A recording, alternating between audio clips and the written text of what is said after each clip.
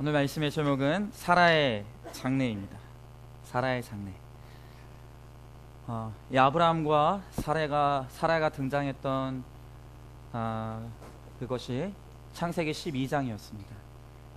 그리고 이제 시간이 흘러서 우리는 이제 창세기 22장에 들어서면서 이제 드디어 사라의 죽음을 보게 됩니다. 한 세대가 왔다가 이제 한 세대가 떠나가는 것입니다. 우리가 굉장히 오랫동안 이 아브라함과 사라의 스토리를 쭉 보아왔죠. 이제 사라가 먼저 역사의 무대의 뒤로 물러가고 아브라함도 곧 이제 그렇게 될 것입니다.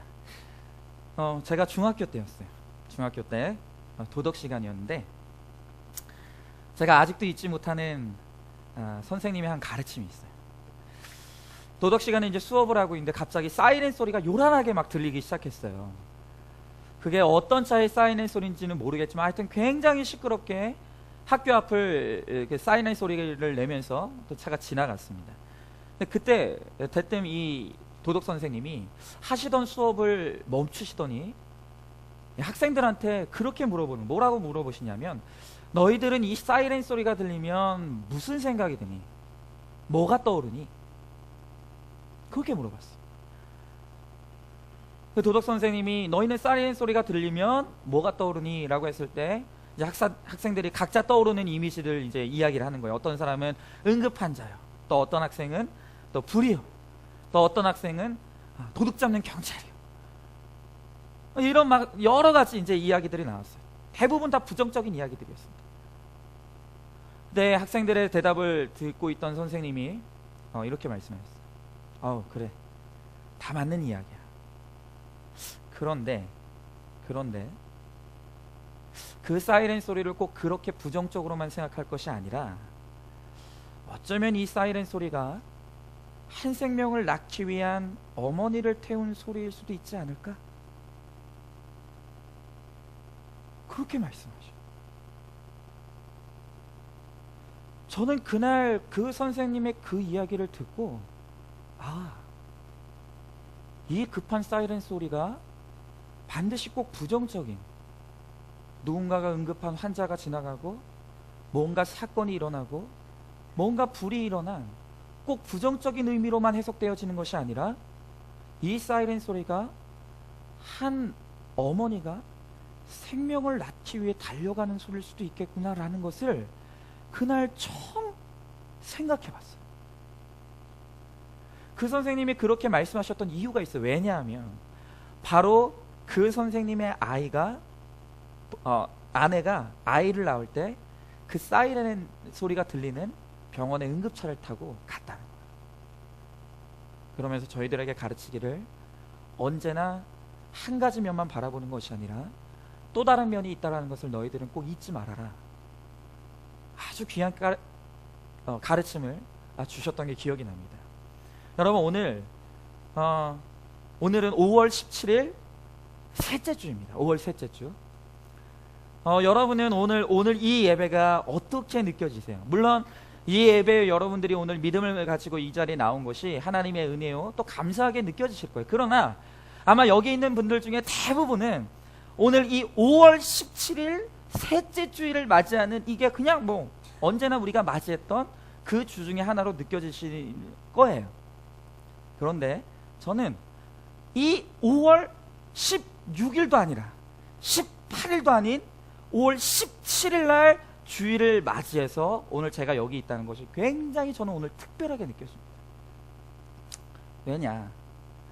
오늘은 저의 생일입니다. 별로 감동도 안 되고 기쁨도 없고 남의 생일이 나와 무슨 상관이냐 이런 표정이신데, 35년 전 오늘 저는 부모님으로부터 생명을 받고 태어났습니다.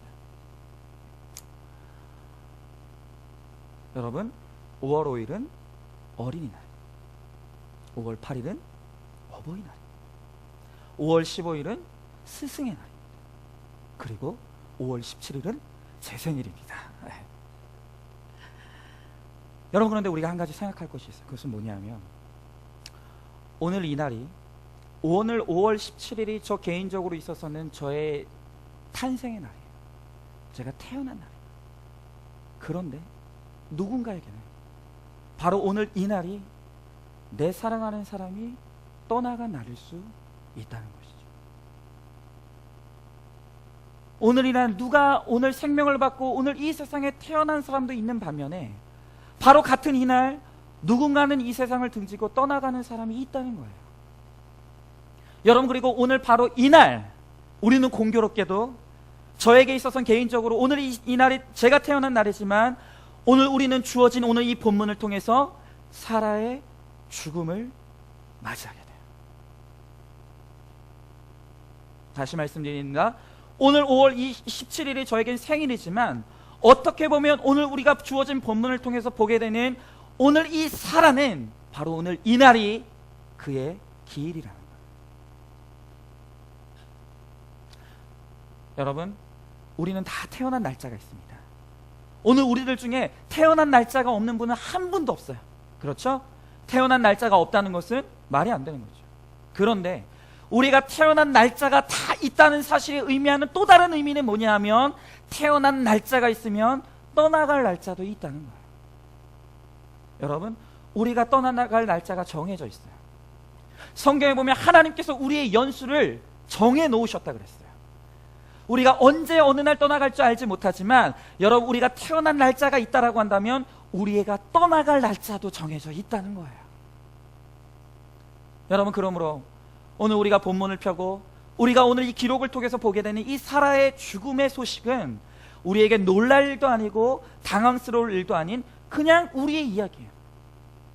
우리의 이야기예요. 우리가 곧 겪게 될 거예요. 우리가 바로 그 장래의 주인공이 될 거예요. 여러분, 성경은 오늘 사라의 죽음과 장래에 대해 아주 상세하게 기록하고 있어요. 그 말은 오늘 하나님께서는 이 사라의 죽음과 장래의 기록을 통해서 우리들에게 하시고 싶은 말씀이 많다는 것을 의미한다는 것입니다. 여러분, 우리는 쉽지 않은 세월을 살다간 이 사라를 통해서 오늘 하나님께서 우리들에게 하시고 싶어하는 그 메시지를 들어야 되는 거예요. 자, 오늘 성경에 보니까 사라가 몇 세를 향수하고 죽었다고 말하고 있습니까?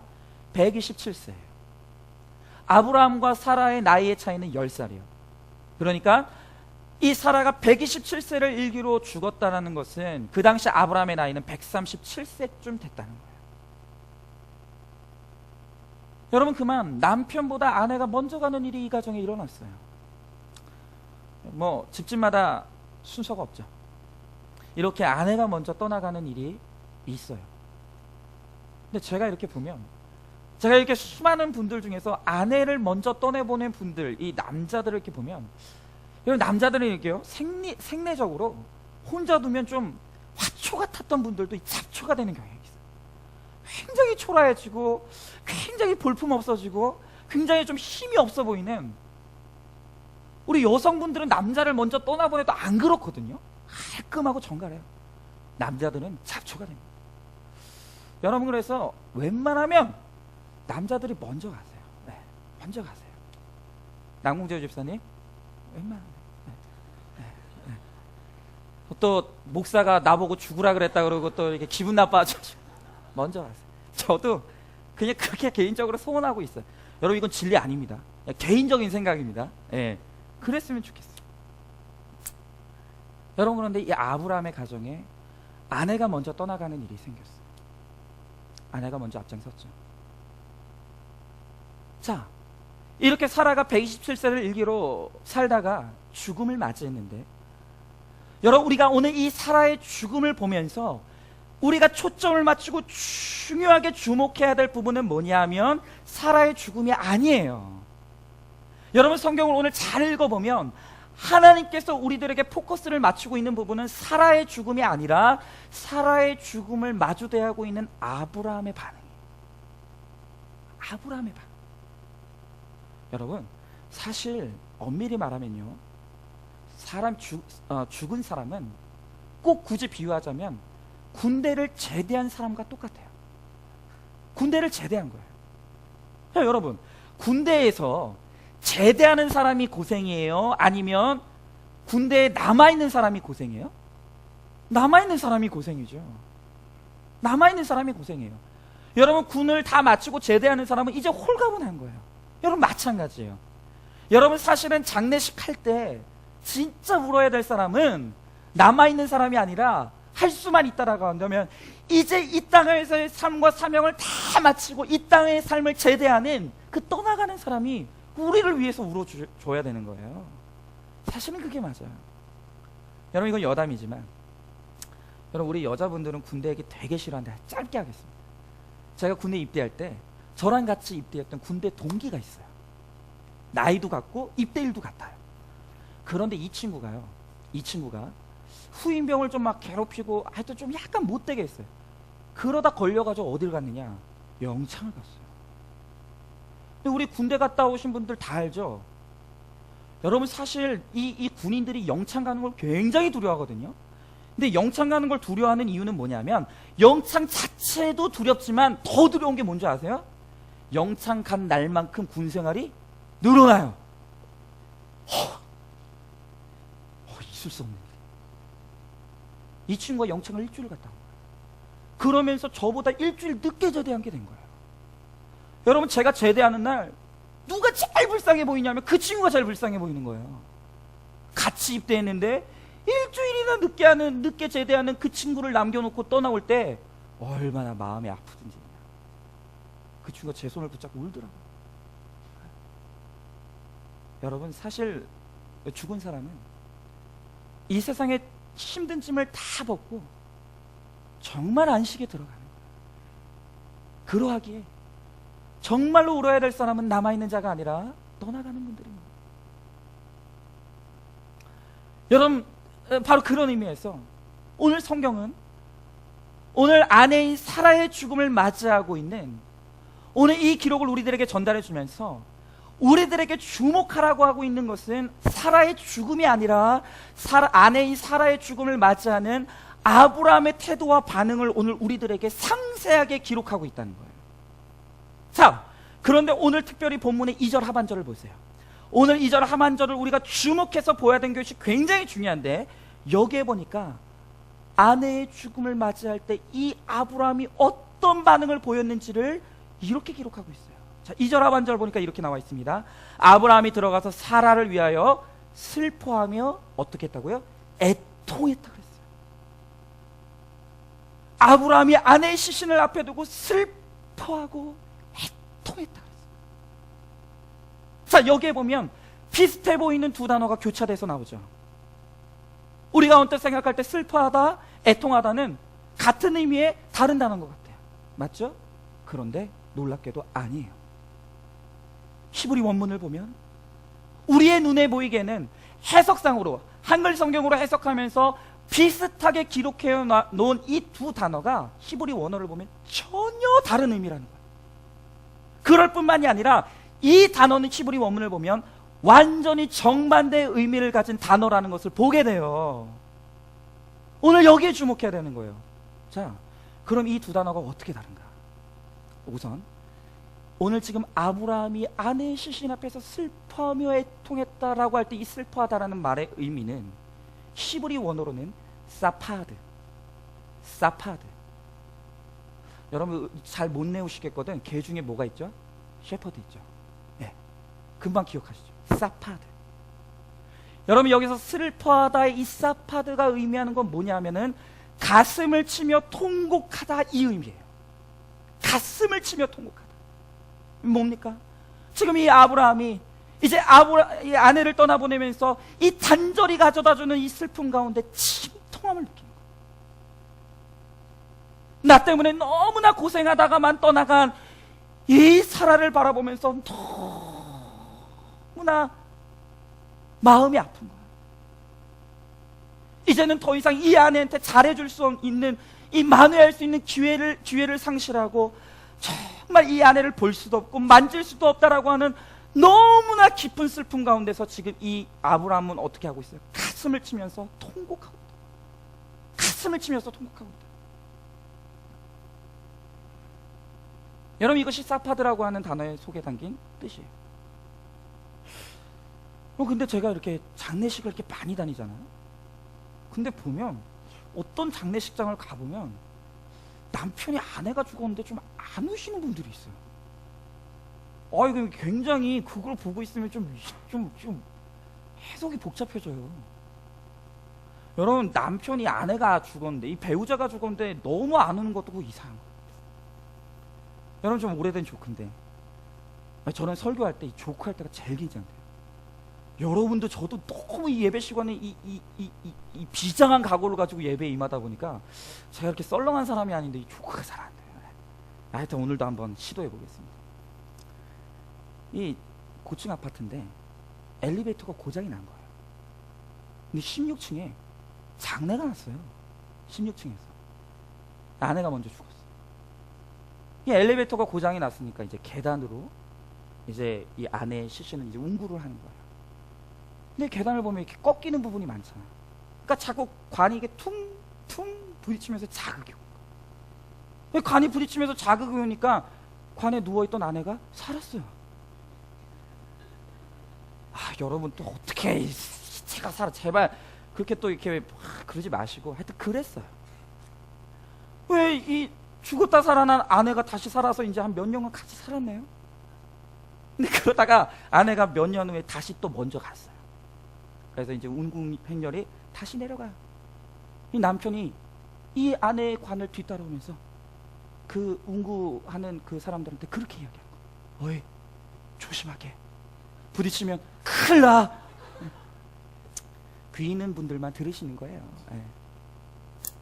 그런 전설 같은 얘기가 있어요. 예. 여러분, 가슴을 치며 통곡하며 슬퍼한 거, 그게 사파드예요. 그게 지금 이 아브라함이 이 사라의 시신 앞에서 지금 보이고 있는 첫 번째 반응이에요. 근데 문제는 뭐냐면 그 다음 단어예요. 여러분, 이제 우리가 그 다음에 보게 되는 단어가 애통하다라는 말의 이 바카인데, 여러분, 이 히브리 단어의 애통하다, 이 바카라는 단어의 뜻은, 여러분, 놀랍게도 이 단어의 뜻은 뭐냐면 기쁨으로 인해서 흘리는 눈물 이유예요. 기쁨으로 인하여서 흘리는 눈물. 자, 여러분, 사랑하는 아들이 전쟁터에 나갔는데 어느 날 이 아들이 죽었다는 사망 통지서가 어머니에게 날라왔어요. 내 아들이 죽었어요. 그런데 갑자기 어느 날 이 죽었다고 사망 통지서가 날라왔던 이 아들이 살아서 문 앞에 서 있는 거예요. 이때 이 어머니가 죽은 줄만 알았던 이 아들이 살아서 돌아오는 그 모습을 보는 순간 뛰어가서 이 아들을 안고 우는 거예요. 여러분, 그때 이 어머니가 아들을 부둥켜 안고 우는 이 울음의 눈물의 의미가 뭐예요? 슬퍼서 우나요? 아니요, 기쁨의 눈물이에요. 기쁨의 눈물. 여러분, 지금 여기서 애통하다라는 이 단어의 바카는 너무나 기뻐서 흘리는 눈물이라는 의미라는 거예요. 여러분, 히브리인의 정서나 우리 민족의 정서나 유사해요. 너무 기쁘면 그 기쁨이 넘쳐서 울음으로 그것이 승화가 되는 거예요. 자, 그럼 지금부터 좀 복잡해지죠. 이게 뭐예요? 지금 이 아브라함, 이 해석대로라면 아브라함이 지금 아내의 시신 앞에서 가슴을 치고 통곡하고 울다가 지금 어떻게 울고 있다고요? 기뻐서 울고 있다. 이게 뭐예요? 아브라함이 제정신인가요? 지금 아내의 시신 앞에서 너무 충격을 받아서 지금 뭐 정신이 오락가락하는 건가요? 여러분, 왜 지금 성경은 아내의 죽음 앞에서 슬퍼하며 가슴을 치며 통곡했다고 말하면서 뒤에 이어서 이 아브라함이 기쁨의 눈물을 흘렸다라고 말하고 있을까요? 여러분, 어느 게 가짜고 진짜입니까? 어느 게 가짜고 어느 게 진짜예요? 정답이 뭡니까? 둘 다 진짜예요. 둘 다 진짜. 여러분, 이게 가능합니다. 이런 일이 일어나요. 여러분, 지금부터 잘 들으셔야 됩니다. 오늘도 지금 이 시간에도 누군가 이 세상을 등지고 떠나는 사람들이 있을 거예요. 수많은 사람들의 죽음을 우리는 보고 듣고 경험합니다. 그런데 이 세상에 존재하는 수많은 사람들의 죽음은 단순하게 표현하면 딱 두 종류로 나눠요. 딱 두 종류의 죽음밖에 존재하지 않아요. 첫 번째 종류의 죽음은 뭐냐? 그 첫 번째 종류의 죽음이 바로 슬퍼하며만 있는 죽음이에요. 잘 들으세요. 오늘 이 세상에 존재하는 모든 죽음 가운데 첫 번째 종류의 죽음은 뭐냐 하면 슬퍼하며만 남는 죽음이에요. 여러분, 그야말로 어떤 사람의 죽음에는 심통함만 있고 아픔만 있고 후회만이 있고 가슴을 치며 통곡하는 그 정말 고통스러운 울음만이 존재하는 그런 죽음이 있다는 거예요. 여러분, 이게 누구의 죽음입니까? 그것은 바로 그리스도 밖에서 믿음 없이 살다간 인생의 결론이에요. 여러분, 그리스도 밖에서 믿음이 없이 살다가 오늘 죽어간 모든 사람의 인생의 결론은 뭡니까? 슬퍼하며. 여러분, 그가 이 세상에서 얼마나 많은 영광을 누렸고 그가 이 세상에서 얼마나 많은 재물을 누렸건 상관없어요. 그가 그의 인생을 살면서 그리스도 밖에서 믿음 없이 살다간 사람이라고 한다면 반드시 그의 인생의 결론은 뭐라고요? 슬퍼하며 밖에 남지 않는다. 여러분, 그러나 오늘 이 세상에 존재하는 모든 죽음 가운데 또 한 종류의 죽음이 있어. 그것은 뭐냐 하면 슬퍼하며로 시작했던 눈물이지만 애통하며의 기쁨의 눈물로 변하는 죽음이 있다는 거예요. 다시 말하면 어떤 사람의 죽음에는 처음에는 그 죽음 자체가 주는 침통과 슬픔이 있어요. 그러나 그 슬픔이 계속되는 가운데 소망이 있고 그 죽음이 주는 위로가 있고 그 죽음이 주는 심지어는 감사가 고백되어지면서 그 죽음 앞에서 슬픔의 눈물이 변하여 기쁨의 눈물로 변하는 죽음이 있다는 거예요. 여러분, 그게 누구의 죽음입니까? 그리스도인의 죽음, 신자의 죽음이에요. 여러분, 우리 그리스도인들도 죽음 앞에서 우리가 당하게 되는 이 아픔과 슬픔을 부인할 필요가 없어요. 여러분, 어떤 분들은 죽음 앞에서 눈물을 흘리는 분들은 마치 믿음이 없는 사람인 것처럼 가르치는 분들이 있는데 아니에요. 여러분, 친히 전도서에서 성경에서 하나님 뭐라고 말씀하십니까? 우는 사람과 함께 뭐라 그랬죠? 울라 그랬어요.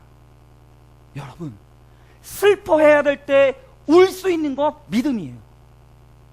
여러분, 우리 그리스도인에게도 사랑하는 사람을 떠나보낼 때 그것이 우리에게 주는 단절과 아픔으로 흘리는 눈물이 있다는 거예요. 그러나 다시 말씀드리지만 우리 그리스도인의 죽음은 오늘 우리의 싸움을 다 싸우고 믿음을 완수하고 떠나가는 제대하는 군인 것 같다는 거예요. 우리의 선한 싸움을 싸웠어요. 이제 더 이상 하나님이 우리에게 맡겨주신 모든 사명을 다 감당했어요.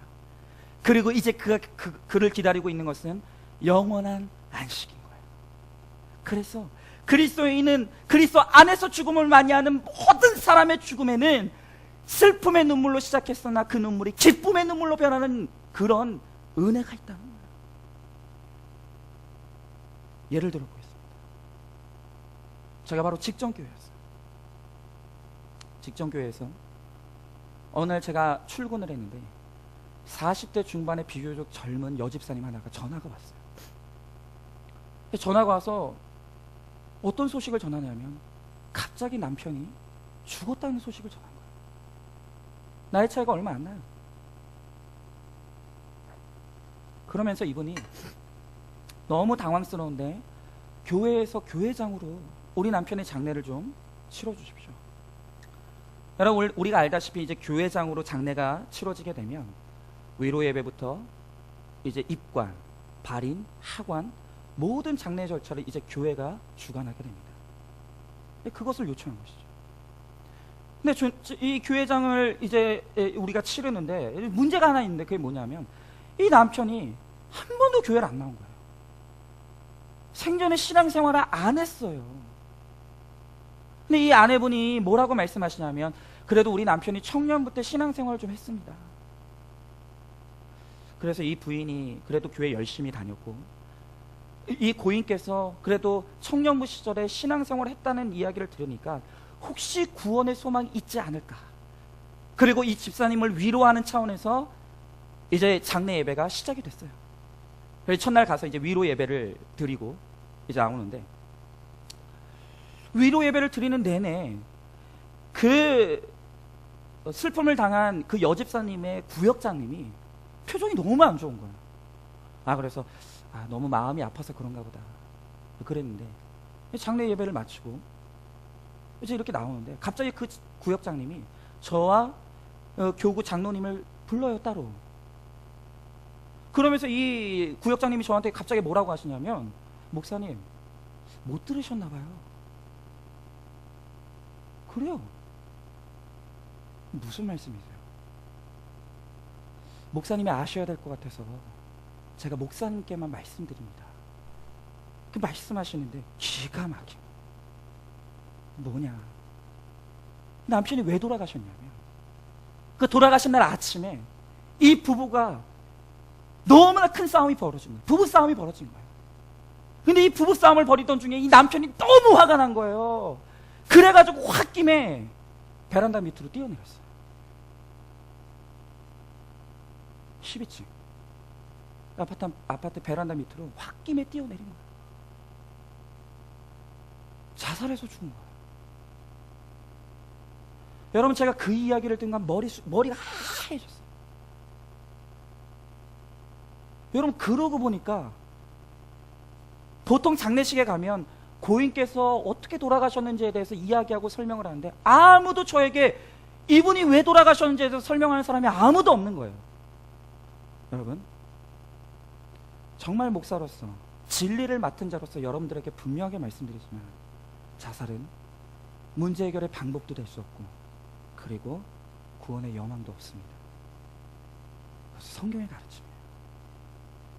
여러분, 어떻게든 살면 소망이 있는 거예요. 이 또한 지나가는 거예요. 그리고 고난을 통해서 하나님께서 깨닫게 하시는 하나님의 메시지가 있는 거예요. 여러분, 지금 고인이 신앙생활 안 하시다가 돌아가신 것도 지금 문제는 난감한데, 이분이 자살해서 돌아가셨어요. 이 얘기를 저와 교구 장로님이 함께 듣게 됐는데 막막한 거예요. 장례 절차도 많이 남았는데 어떻게 인도해야 될지, 도대체 뭐라고 말씀을 전해야 되는지, 또 도대체 기도는 어떻게 해야 되는지. 제가 일부 예배를 드릴 때 이 이야기를 했거든요. 그랬더니 예배 끝나고 강도사님이 저한테 조용히 찾아와가지고, 목사님 진짜 그런 일이 일어나면 뭐라 그래야 돼요? 난감한 거예요. 심지어는 장례식 때 이 장로님들이 기도를 담당하시잖아요, 대부분. 조용히 장로님이 저한테 찾아오시더니, 목사님 어떻게 기도할지 모르겠습니다. 저 기도 빼주세요. 목사님이 기도했어요. 저라고 무슨 방법이 있습니까? 결정적일 때는 하여튼 이렇게. 네. 그러지 마세요, 장로님. 네. 장로님 버리지 마세요. 네. 여러분, 그 장례식 인도하는 내내 이 사실을 알고 있었지만 저도 아무 이야기 안 했어요. 그리고 장례식이 끝날 때까지도 유족들 중에 아무도 저에게 이 죽음에 대해서 설명하시는 분이 없었어요. 제가 이제까지 맞이한 죽음 중에 가장 무겁고, 가장 슬프고, 가장 힘들고, 가장 침통한 장례식이었어요. 여러분, 그야말로 슬퍼하면만이 남는 인생의 결론을 저는 보았어요. 여러분, 좀 극단적인 이야기지만 바로 이것이 그리스도 밖에서 믿음 없이 살다가 모든 사람의 인생의 결론, 슬퍼하며. 여러분, 그런데 그런 죽음의 기억도 저의 가슴에 있지만, 저의 가슴에는 또 다른 죽음의 기억이 있어요. 비록 고인이 되셨지만 지금도 저의 심장에는 별과 같이 너무나 아름답고 너무나 감동이 되는, 지금도 그분만 생각하면 정말 눈물이 나는 그런 분이 계세요. 제가 오늘 여러분들에게 말씀드리고 싶은 분은 누구냐면, 여러분들도 다 아시는 분이에요. 이제 고인이 되신 우리 장순임 권사님. 물론 이 가운데서는 모르시는 분들도 있어요. 여러분, 제가 설교 준비하면서 정말 오랜만에 우리 장순임 권사님 모습 다시 한번 또 봐요. 그냥 그 모습만으로도 눈물이 나요. 너무 그리워요. 여러분, 이분은 누구냐면 우리 교회 개척 멤버예요. 제가 오랜만에 제가 우리 목양실에 들어가면 우리 개척 초기부터 임직받았던 임직자들의 이 사진이 다 있거든요.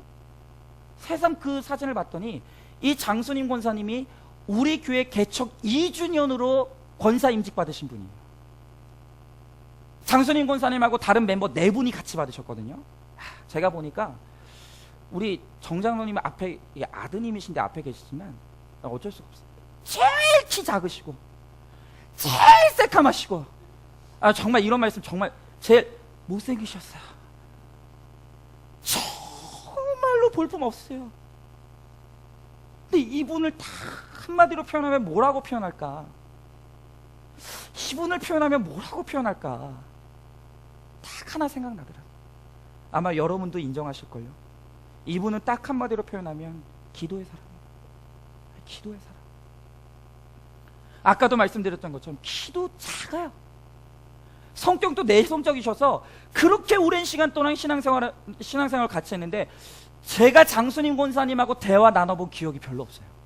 아주 말수도 없고 너무너무 점잖으시고 얌전하세요. 그런데 이렇게 점잖고 얌전하신 이 권사님이 기도만 딱 시작되면 사람이 틀려져요. 완전히 다른 사람이 돼요. 여러분, 이분은 제가 알기로는 뭐 그 당시 분들이 다 그렇지만 배움이 짧기 때문에 글을 잘 모르세요. 글을 잘 못 읽으세요. 그런데 이분이 희한한 은사가 있는데 뭐냐면, 기도하기 위해서, 대표 기도하기 위해서 눈을 감으시면 그때부터 눈앞에 성경이 보이기 시작합니다. 성경이. 그래서 이분은 언제나, 여러분 기억하시죠? 언제나 대표 기도를 시작하시면 일단 성경 한 장을 외우고 시작하세요. 여러분 기억하세요. 한 구절이 아니에요. 여러분 요즘 제자 훈련하는데, 우리 제자 훈련하시는 우리 훈련생들이, 목사님 제 평생에 설교 요절을 한 구절이 이렇게 완벽하게 외운 적이 없었습니다. 막 감격하세요. 이 장순임 권사님 한 절이 아니에요. 한 장이에요. 눈 감으시면 성경이 갑자기 눈앞에 보이신대요. 제가 하루는 이게 거짓말 같아가지고 눈 뜨고 봤어요. 컨닝 페이퍼 있는 거 없어요. 그리고 제가 아는 성경 구절을 장을 어느 한 날은 이 암송을 하시는데 제가 얼른 찾아가지고 몇 구절 틀리나 세봤어. 깜짝 놀랐어요. 한 구절도 안 돼. 기도만 하면 사람이 달라져요. 힘이 있으시고 능력이 있으시고 그 기도를 듣는 모든 사람마다 은혜를 느끼는 거예요. 여러분, 이 권사님은 살아가실 때 딱 자리가 정해져 있었어요. 이분이 계시는 동안은 그 자리에 누구도 안 앉았어요. 여러분, 우리 장순임 권사님 살아계실 때 어디 앉으셨죠? 여기요. 여기. 우리 이태영 집사님 앉으신 그 자리 굉장히 영광의 자리예요. 네. 그 권사님이 여기 앉으셨어요. 여러분, 새벽에 오면 우리 장순임 권사님 이 자리에 앉으셨어. 그 기도하시는 그 태도, 두 손 모으시고 배에 손 얹으시고 꼿꼿이 앉으셔서 기도하시고, 새벽에 와서 있으면 거기 계세요. 낮에 와서 교회 들어와 보면 거기 권사님이 거기 계세요. 저녁에 와 보면 그 저녁 시간에 거기 앉아있어요. 권사님이 거기 앉으셔서 뭐 하십니까? 기도하십니까? 새벽에도, 아침에도, 점심에도, 저녁에도, 조용히 하게. 여러분, 이분이 만약 자기를 위해서 그리고 가족들을 위해서만 기도했다라고 한다면 그렇게 많이 이 자리에 있지 못해요. 너무 하나님이 주신 기도의 분량이 많은 거예요. 하나님이 주신 중보의 사명이 너무 커서 그렇게 하지 않으면 그 하나님이 주신 기도의 제목들을 다 기도할 수 없는 거예요. 교회 위해서 눈물을 흘리면서 기도하고, 목회자 위해서 눈물을 흘리면서 기도, 나라를 위해서 기도하면서. 여러분, 저에게도 제가 23살 때 딱 전도사 타이틀을 받았을 때 그날부터 이 장순임 권사님은 저한테 반말해 보신 적이 없어요. 그러면서 늘 저를 보시면 손을 붙잡고 이 장순임 권사님 뭐라고 하셔? 전사님, 제가 우리 전사님 좋은 목사님 되게 해달라고 날마다 기도하고 있습니다. 제가 우리 전사님 좋은 목사님 되게 해달라고 날마다 기도합니다. 힘내세요. 능력 받으세요. 여러분, 그 권사님이 그렇게 말씀해 주시면 저는 믿어지는 거예요. 진짜 이 권사님이 저를 위해서 정말 간절히 기도해 주시고 있다는 게 믿어져요. 여러분, 솔직한 말이지만 어떤 분들이 저한테 기도하시겠다고 말씀하시는 분들이 있거든요. 공갈인 거 알아요. 기도 안 해요. 그분 말은 안 하지만 알아요. 근데 이 장순임 권사님은 진짜 저를 위해서 기도해 주셨던 걸 제가 믿어. 알아요. 얼마나 그 저의 후원자인지 몰라요. 근데 우리 권사님 정말 마음이 아팠던 거는 노년에 너무 많이 아프셨어요. 당뇨를 앓으시면서 눈이 안 좋아지시고 여기저기 아프시지 않은 데가 없고 너무나 아프셨어요. 그러다가 어느 날 제가 다른 교회에 있을 때 이제 소천하셨다는 소식을 들었는데 너무 마음이 아픈 거예요. 내 후원자를 잃었구나. 떠나가셨구나. 누가 나를 위해서 기도해 주지? 마음이 그렇게 허하고 너무 마음이 아프고, 그런데 그 하루 종일 일이 잡히지 않을 정도로 너무 마음이 아프고 마음이 허할 때, 그때 제 마음 가운데 한 가지 또 들어오는 마음이 있었는데 그 마음이 뭐냐 하면 딱 이 생각이 드는 거야. 이제 우리 권사님 안 아프시겠구나. 이제 안 아프셔도 되겠구나. 이제 천국 가셔서 당뇨 때문에 눈이 안 보이셨었는데 이제 눈도 밝아지셨을 것이고, 또 너무 당뇨 때문에 몸이 아프셨는데 이제 다 나으셨을 것이고, 편히 쉬시겠구나. 우리 권사님 잘 갔다. 이제 안 아프시겠구나. 그 생각이 되는 거예요. 제가 상상이 되는 거예요. 우리 권사님 이제 영원히 하늘나라로 가셨을 때 하나님이 얼마나 버선발로 나오셨을까. 야, 정말 내가 좀 그 기도의 숙제들을 다 감당하는데 진짜 수고 많았다. 정말 수고 많았다. 너 정말 수고 많았어. 너 이제 편히 쉬어. 아마 권사님 하나님께서 그러셨을 것 같아요. 아마 잔치 열어주셨을 것 같아요. 진짜. 그 생각하니까 감사가 되고 위로가 되고 얼마나 소망이 되는지. 여러분, 이게 성도의 죽음이에요. 이게 성도의 죽음이에요. 여러분, 성경은 신자가 이 땅에서의 믿음의 삶을 다하고 그 신자의 믿음의 본분을 다하고 그 영혼이 하나님 앞에 서는 그날 천국에서 어떤 일이 벌어지는지에 대해서 성경은 기록하고 있어요. 여러분, 계시록 21장 3절에서 4절에 보니까 신자가 이 땅에서 그 믿음의 삶을 다하고 그 믿음의 선한 싸움을 다 싸우고 하나님 앞에 서는 날 천국에서 어떤 일이 일어나게 되는지를 오늘 우리들에게 기록하고 있는데, 너무 중요한 성경 구절이에요. 여러분, 우리 요한계시록 21장 3절에서 4절에 있는 말씀, 우리 다 같이 지금 저 천국에서 오늘 신자로서 부름을 받은 모든 사람들을 어떤 일이 일어나고 있는지 우리 다 같이 한번 읽어보도록 하겠습니다. 우리 다 같이 읽겠습니다. 시작. 내가 들으니 보좌에서 큰 음성이 나서 이르되, 보라, 하나님의 장막이 사람들과 함께 있음에 하나님이 그들과 함께 계시리니 그들은 하나님의 백성이 되고 하나님은 친히 그들과 함께 계셔서 모든 눈물을 그 눈에서 닦아주시니 다시는 사망이 없고 애통하는 것이나 곡하는 것이나 아픈 것이 다시 있지 아니하리니 처음 것들이 다 지나갔습니다. 아멘. 아멘.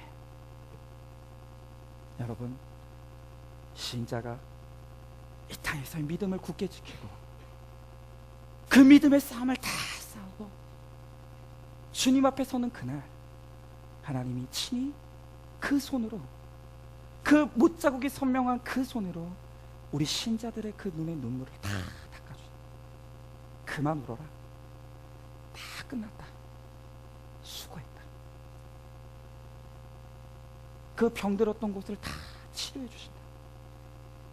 그리고 내가 이 땅에서 누리지 못했던 아름다운 몸을 하나님께서 새롭게 주신다. 여러분, 이것이 성도의 죽음의 결론이에요. 여러분, 그렇기 때문에 성도의 죽음에는 슬픔의 통곡이 분명히 있지만, 그러나 그 아픔과 가슴을 치는 통곡을 넘어서서 기쁨과 소망과 위로의 기쁨의 눈물이 된다는 것입니다.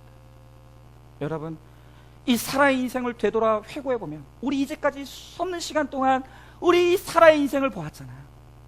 얼마나 고난이 많았습니까? 얼마나 아픔이 많았습니까? 특별히 이 사라, 정말로 부족한 남편 때문에 얼마나 수많은 세월 동안 많이 울어했습니까? 여러분, 그 누구보다도 지금 이 사라의 시신을 앞에 두고 이 아브라함이, 이 아내가 얼마나 부족한 자신 때문에 많은 눈물과 아픔을 흘려야 되는지를 알아요. 그걸 아니까 이 아브라함이 아내의 시신을 앞에 두고 뭐라고 변명할 수 없을 만큼 가슴을 치고 통곡하고 울 수밖에 없는 거예요. 정말 미안해. 정말 미안해. 나 같은 사람 만나서 이렇게 고생하게 해서 미안해. 가슴을 치면서 우는 거예요. 그러나 이 아브라함은 정말 가슴을 치며 통곡할 수 없는 그 시간에도 믿음이 있는 거예요.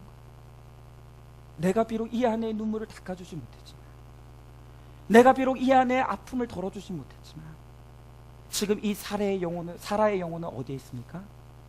저 영원한 도성, 우리의 본향, 하나님의 품 안에 있는 거예요. 그 품 안에서 지금 사라는 모든 아픔을 회복하고 모든 눈물이 닦이고 영원한 안식을 누리는 거예요. 아마 아브라함 그랬을 거예요. 사라의 시신 앞에서, 여보 정말 미안해. 나 때문에 정말 미안해. 우리 천국에서 다시 만납시다. 천국의 한복판에서 우리 기쁨으로 다시 만납시다. 내 그때까지 믿음 잘 지키다가 하나님 앞에 설게요. 아마 아브라함이 그랬을 거예요. 여러분, 그래서 이 아브라함은 사라의 죽음 앞에서, 사라의 시신 앞에서 너무나 중요한 진리를 결론적으로 깨닫게 됩니다. 오늘 이 아브라함이 사라의 이 죽음 앞에서 사라의 장례식을 치르면서 이 아브라함이 너무나 귀중하게 깨달은 그 진리가 무엇입니까? 여러분 오늘 4절 보세요. 4절에 보니까 오늘 이 아브라함이 사라를 떠나보내면서 너무나 중요한 이 진리를 깨닫게 되는데 그가 이렇게 고백해요. 나는 당신들 중에 뭐라고요? 나그네요 거류하는 자입니다. 나는 당신들 중에서 나그네고 거류하는 자입니다. 여러분, 이 아브라함이 사라 앞에, 사라의 죽음 앞에서 고백하는 이 고백이 바로 우리 신자들이 이 땅에서의 믿음의 승리를 위해서 반드시 가져야 될 신자의 정체성인 거예요. 여러분, 성도란 누구입니까? 나그네요. 성도란 누구입니까? 거류민이에요. 여러분, 이 땅은 우리의 영원한 거처가 아닙니다. 우리 떠날 날짜가 정해져 있습니다. 우리 잠깐 살다가 진짜 우리의 집으로 가는 거예요. 여러분, 여기에 우리의 진정한 위로가 없습니다. 여기에 우리의 진정한 소망이 없어요. 여기에 우리의 진정한 위로가, 정말 기쁨이 없습니다. 그러기에 우리는 여기에 헛된 소망을 가지지 않는 자들이에요. 잠시 지나간다는 것을 알고 기꺼이 믿음의 선한 싸움을 싸우면서 우리의 시선을 저 영원한 도성에 두고 오늘도 담대하게 나그네의 길을 걸어가는 것, 여러분, 그것이 신자의 삶이라는 거예요. 여러분, 우리는 그 참된 집, 우리의 영원한 본향을 향해서 오늘도 순례의 길을 걸어가고 있는 나그네요 거류민인 것입니다. 오늘 아브라함이 이제 이 땅에서의 삶을 다 살아내고 그 하나님의 영원한 도성에 들어가 참된 안식을 누리고 있는 그 사라를 바라보면서 다시금 그것을 깨닫는 거예요. 여러분, 이제 말씀을 맺습니다. 여러분, 신자든 불신자든 반드시 우리 인생의 끝에 죽음이 있어요. 죽음이 있어요. 그러나 모든 사람의 죽음이 다 똑같은 의미를 가지지 않아요. 어떤 사람의 이 인생을 살아내고 떠나가는 그 죽음의 끝에는 슬퍼하며만이 결론으로 남는 인생이 있다는 거예요. 슬퍼하며만이 있을 수밖에 없는 죽음이 있다는 거예요. 그러나 오늘 이 땅에서 성도의 본분을 다하고 믿음의 싸움을 마치고 하나님 앞으로 영광스러운 몸으로 하나님 앞에 나아가 하나님의 품 안에 안긴 모든 성도의 삶의 결론은 슬픔의 눈물을 넘어서서 그 눈물이 기쁨의 눈물로 변하는, 그것이 바로 성도의 인생의 결론이라는 것입니다. 여러분, 저는 오늘 여러분들에게 정말 엄중히 묻고 싶습니다. 여러분들은 어느 날 정해진 날에 여러분들이 죽음을 맞이하게 될 때, 여러분의 죽음을 바라보면서 그 죽음을 바라보는 사람들이 어떤 눈물을 흘릴 것 같습니까? 어떤 눈물을 흘릴 것 같습니까? 여러분의 죽음을 바라보는 사람들의 눈물은 슬퍼하며만 있는 눈물입니까? 아니면 슬퍼함의 눈물이 기쁨의 눈물, 감사의 눈물, 소망의 눈물, 위로의 눈물입니까? 여러분, 지금 우리는 어떤 길을 걸어가고 있습니까? 오늘 이 시간, 이제 창세기 12장부터 우리가 보아왔던 이 사라의 너무나 사연 많은 인생을 살고 이제 믿음의 선한 싸움을 마치고 하나님 품으로 들어가는 이 사라의 장래를 바라보면서 우리도 이 사라의 뒤를 따라서 이 땅에서 신자의 삶을 온전하게 살아내고 믿음의 선한 싸움을 마치고 하나님 앞에 나아가 기꺼이 우리의 영혼을 받아주시는 그 하나님 안에서 하나님과 기쁨의 눈물을 흘리며 우리도 마침내 나중에 저 천국에 갔을 때 사라와 기쁨의 재회를 하고 아브라함과 기쁨의 재회를 하고 우리 믿음의 선배들과 특별히 저는 우리 장선인 권사님 만날 날을 고대하고 있습니다. 그날을 기대하면서 우리 오늘도 오늘 이 믿음의 길을 신실하게 걸어가는 저와 여러분 우리 모두가 되실 수 있기를 주님의 이름으로 축원드립니다. 오늘 이 시간 우리 다 같이 한번 기도하기를 원합니다. 여러분, 오늘 이 시간 우리들 가운데 지금 이 믿음의 길에서 비틀거리고 주저앉고 이 걸음이 너무나 힘들어서 믿음의 발걸음을 떼지 못하고 있는 우리 성도들이 있을지 모르겠습니다. 여러분, 사라도 그랬습니다. 사라도 이 믿음의 걸음을 걸으면서 눈물을 흘릴 때도 많았고 아플 때도 많았고 힘들 때도 많았습니다. 그러나 오늘 이 믿음의 걸음을 마침내 걸어갔고 선한 싸움을 다 마쳤고 그리고 하나님 품으로 들어가는 영광을 맞이했습니다. 오늘 이 시간 하나님 위로해 주세요. 하나님 힘을 주세요. 이 길을 온전히 걸어갈 수 있는 능력을 나에게 허락해 주세요. 그리고 우리 믿음의 선배들이 걸어갔던 이 믿음의 걸음을 온전히 걸어갈 수 있게 하시고 이 길 끝에 두 팔 벌려 나를 안으시는 그 하나님을 나도 만나고 기쁨의 눈물을 흘릴 수 있도록 주여 오늘 우리에게 범없는 믿음을 허락하여 주시옵소서. 승리하게 하여 주시옵소서. 오늘 말씀을 생각하면서 우리 다 같이 우리 간절한 마음으로 기도하며 나가도록 하겠습니다. 우리 기도하겠습니다. 사랑과 은혜가 충만하신 하나님,